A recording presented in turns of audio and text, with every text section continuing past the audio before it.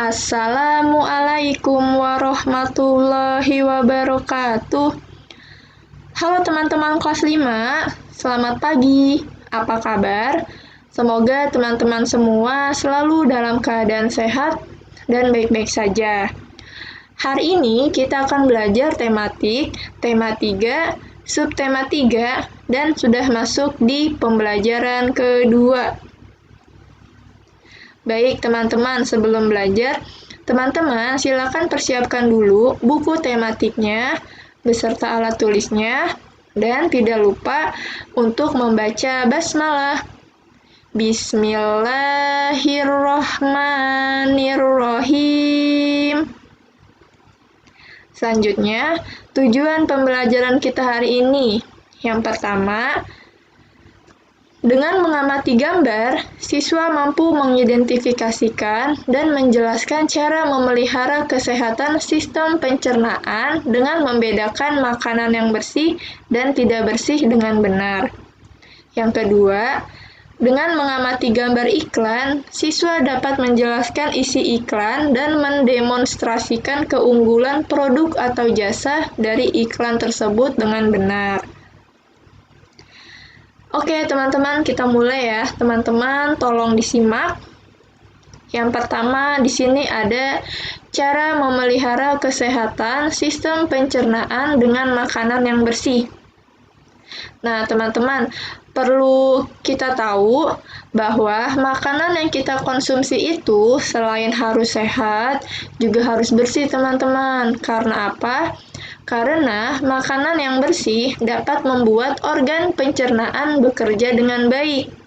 Lalu, jika di dalam makanan tersebut terdapat bakteri, virus, atau jamur, maka sistem pencernaan pun akan terganggu dan menyebabkan berbagai macam penyakit.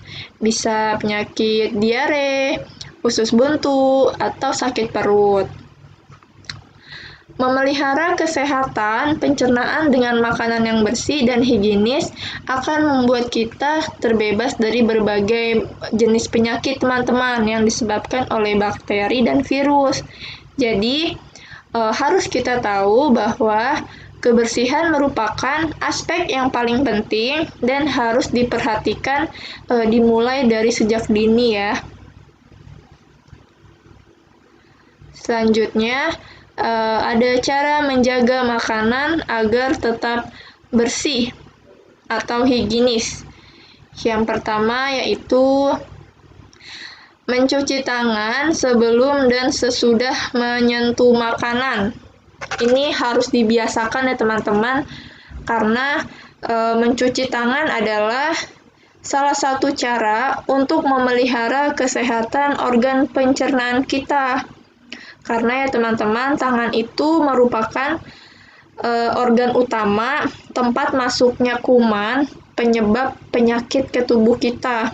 Jadi kuman itu bisa masuk ke tubuh kita melalui makanan, minuman, atau benda-benda yang kita pegang. Lalu teman-teman, biasanya penyakit yang dapat timbul melalui tangan kita itu bisa berupa penyakit diare, disentri, cacingan, hepatitis, dan meningitis. Jadi, dibiasakan untuk selalu mencuci tangan dengan benar setiap hari, baik saat di rumah maupun di sekolah. Agar apa sih? Agar kita semua terhindar dari penyakit-penyakit tersebut. Yang kedua, yaitu ada mencuci buah dan sayuran dengan air untuk menghilangkan kotoran. Nah, ini juga harus teman-teman lakukan. Biasanya, kalau teman-teman habis beli buah atau sayuran, baik itu di pasar atau di supermarket, dibiasakan dicuci terlebih dahulu atau direndam dengan air agar kuman-kuman yang nempel di permukaan buah dan sayur hilang. Terus yang ketiga itu ada simpan makanan dalam wadah tertutup. Nah, ini juga harus dilakukan nih teman-teman. Biasanya kalau teman-teman habis masak makanan, itu harus dibiasakan ditutup agar tidak terkena debu atau terkena serangga ya teman-teman, seperti lalat. Jadi makanan kita tetap bersih dan higienis. Nah, teman-teman, perhatikan di sini ada dua gambar. Gambar yang pertama itu merupakan gambar makanan yang bersih atau tidak bersih ya teman-teman. Ya, betul. Gambar yang pertama itu adalah gambar makanan yang tidak bersih. Kenapa tidak bersih? Karena makanan tersebut sudah terkena hewan lalat atau kotoran. Lalu, apa sih dampak kesehatan bagi tubuh kita? Nah, dampaknya yaitu dapat membuat sistem pencernaan kita terganggu dan dapat terkena penyakit. Lalu, gambar yang kedua nih teman-teman, merupakan gambar makanan yang bersih atau tidak bersih ya. Ya benar, gambar yang kedua ini adalah gambar makanan yang bersih atau higienis ya teman-teman. Kenapa bersih? Karena makanan tersebut dalam keadaan tertutup. Akibatnya atau dampak bagi kesehatan tubuh kita yaitu tubuh kita dapat terhindar dari berbagai penyakit karena makanan tersebut dalam keadaan tertutup, jadi tidak ada debu atau kotoran yang masuk. Nah, selanjutnya di sini ada menentukan kata kunci dan keunggulan dari iklan.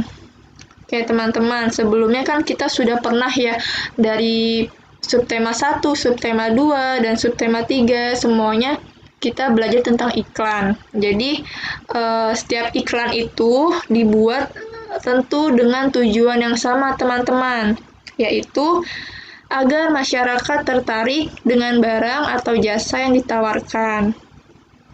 Karena itu, kita harus pandai memilih kata kunci yang sesuai, yang dapat membantu dalam mempromosikan barang atau jasa yang diiklankan.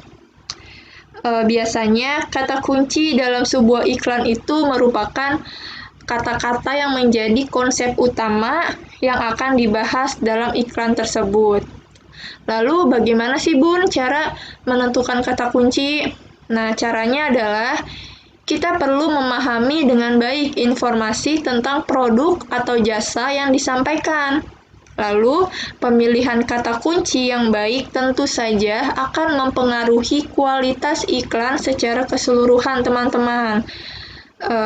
Biasanya ya, kata kunci yang digunakan itu dapat dilihat melalui paparan keunggulan dari produk yang kita tawarkan. Tujuannya apa sih dibuatkan kata kunci itu? Tujuannya adalah agar dapat menarik minat orang yang melihat atau mendengarkan iklan tersebut. Nah, teman-teman perhatikan ya, di sini ada contoh iklan produk kopi. Nah, kata kunci dari iklan tersebut yaitu manisnya kopi Good Day bikin hari-hariku makin berwarna. Nah, ingat teman-teman, kata kuncinya adalah manisnya kopi Good Day bikin hari-hariku makin berwarna. Lalu selanjutnya di sini ada lagi nih teman-teman, iklan dari produk Milanta. Nah, kata kunci iklan tersebut yaitu Milanta ini dapat meredakan gejala sakit MAH. Lalu keunggulan produk dari Milanta ini adalah dapat langsung diminum dan dikonsumsi bagi penderita penyakit MAH dari anak-anak hingga orang dewasa. Lalu kemasannya yang berbentuk cairan akan mudah larut dengan cepat. Nah, itu adalah kata kunci dan keunggulan dari produk Milanta.